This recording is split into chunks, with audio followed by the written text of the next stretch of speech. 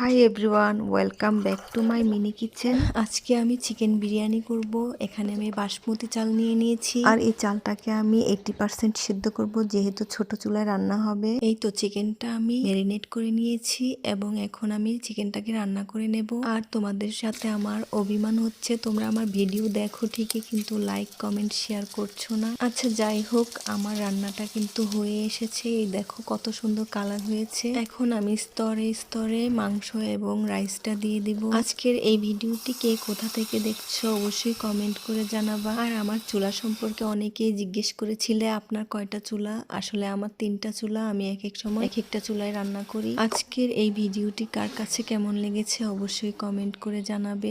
আমার সব ভিডিওতেই আমি ছোটদেরকে অনেক অনেক স্নেহ জানাই, অবশ্যই আজকেও জানাচ্ছি।